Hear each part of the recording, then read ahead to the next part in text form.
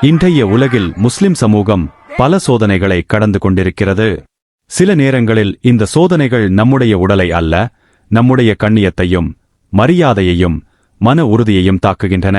அந்த வகையில் சமீபத்தில் இந்தியாவின் மகாராஷ்டிர மாநிலம் ராய்காட் மாவட்டத்தில் உள்ள ஜூட்டி கிராமத்தில் நடைபெற்ற ஒரு சம்பவம் பலரின் உள்ளங்களை வேதனையடையச் செய்துள்ளது.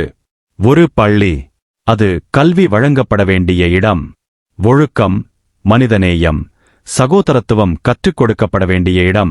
ஆனால் அதே பள்ளி வளாகத்தில் ஒரு இஸ்லாமிய பள்ளி ஆசிரியர் மாணவர்கள் முன்னிலையில் காவல்துறையினர் சூழ நிற்க ஒரு மத கோஷத்தை கூற வற்புறுத்தப்பட்டதாக செய்திகள் தெரிவிக்கின்றன. ஜெய் ஸ்ரீராம் என்ற கோஷங்களுக்கு மத்தியில் அந்த ஆசிரியர் மண்டியிட்டு மன்னிப்பு கேட்க வைக்கப்பட்டதாக கூறப்படுகிறது. இந்த சம்பவம் நடந்த இடம் நியூ இங்கிலீஷ் பள்ளி என குறிப்பிடப்படுகிறது. அன்பர்களே, இது ஒரு மனிதனின் தனிப்பட்ட அவமானம் மட்டுமல்ல, இது கல்வியின் அவமானம். இது மனித மரியாதையின் அவமானம். ஒரு ஆசிரியர் என்பவர் சமூகத்தை உருவாக்கும் சிற்பி. அவரை மாணவர்கள் முன்னிலையில் இப்படி நடத்துவது எதிர்கால தலைமுறைக்கு நாம் என்ன கற்றுக் கொடுக்கிறோம் என்ற கேள்வியை எழுப்புகிறது. இந்த நேரத்தில் நாம் முஸ்லிம்களாக எப்படி பதிலளிக்க வேண்டும்? கோபத்தோடா? வெறுப்போடா? பகையோடா? இஸ்லாம் நமக்கு அதை கற்றுக் கொடுக்கவில்லை.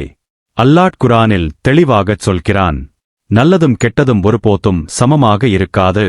கெட்டதை நல்லதினால் தடுக்கவும். அன்பர்களே, இது எளிதான வழி அல்ல. ஆனால் இதுதான் நபிகள் காட்டிய வழி. நபி முஹம்மது ஸல்லல்லாஹு அலைஹி வஸல்லம் அவர்களின் வாழ்க்கையை நாம் நினைவு கூற வேண்டும். மக்காவில் அவர்களுக்கு நடந்த அவமதிப்புகள், தாக்குதல்கள், இகழ்ச்சிகள் எல்லாம் நமக்கு தெரியும். தாயில் அவர்களை கல்லெறிந்து ரத்தம் சிந்த வைத்தார்கள். அந்த நேரத்தில் கூட அவர்கள் பழி வாங்கவில்லை. மாறாக, யா அல்லாஹ், இவர்கள் அறியாதவர்கள், இவர்களுக்கு ஹிதாயத்தை கொடு என்று துஆ செய்தார்கள். இதுதான் இஸ்லாம். இதுதான் உண்மையான தாவா. இதுதான் முஸ்லிமின் அடையாளம். இன்றைக்கு இப்படிப்பட்ட சம்பவங்கள் நம்மை பயமுறுத்த வரவில்லை. நம்மை வன்முறைக்கு தூண்ட வரவில்லை. மாறாக, நம்முடைய ஈமானை பரிசோதிக்க வந்துள்ளன. நாம் அல்லாஹ்வின் மீது எவ்வளவு நம்பிக்கை வைத்திருக்கிறோம் என்பதை சோதிக்க வந்துள்ளன. அல்லாஹ் கூறுகிறான், நம்பிக்கை கொண்டவர்களே, பொறுமையையும் தொழுகையையும் கொண்டு உதவி தேடுங்கள். நிச்சயமாக அல்லாஹ் பொறுமையாளர்களுடன் இருக்கிறான். அன்பர்களே, பொறுமை என்றால் மோனம் அல்ல, பலவீனம் அல்ல. அது ஒரு வலிமை. அது ஒரு உயர்ந்த ஈமானின் அடையாளம். அதே நேரத்தில் இஸ்லாம் அநீதியை ஏற்றுக்கொள்ளவும் சொல்லவில்லை. இஸ்லாம் எப்போதும் நீதியின் பக்கம் நிற்கிறது. சட்டத்தின் வழியாக, அமைதியான முறையில், அறிவுபூர்வமாக நியாயத்தை தேட சொல்லுகிறது. இந்த சம்பவத்தின் மூலம் நாம் நமது பிள்ளைகளுக்கு என்ன கற்றுக் கொடுக்க வேண்டும்? வெறுப்பா? இல்லை. பகையா? இல்லை.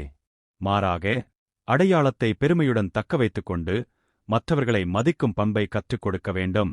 நபி அவர்கள் கூறினார்கள், ஒரு அநீதியை பார்த்தால் அதை தடுக்க வேண்டும்.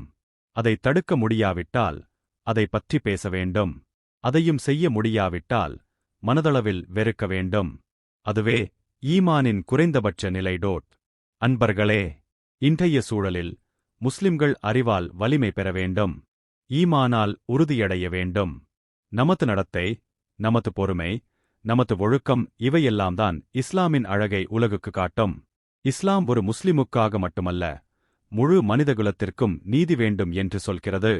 எந்த மனிதனுக்கும் அநீதி நடந்தால், அது எங்கு நடந்தாலும், யாருக்கு நடந்தாலும், அதற்கு எதிராக நிற்பதே இஸ்லாமிய பண்பு. இந்த சம்பவம் நம்மை உடைக்க வந்தது அல்ல, நம்மை உயர்த்த வந்துள்ளது. நம்முடைய இறைவனின் மீது நம்பிக்கையை இன்னும் உறுதிப்படுத்த வந்துள்ளது. இறுதியாக, நாம் அனைவரும் துஆ செய்வோம்.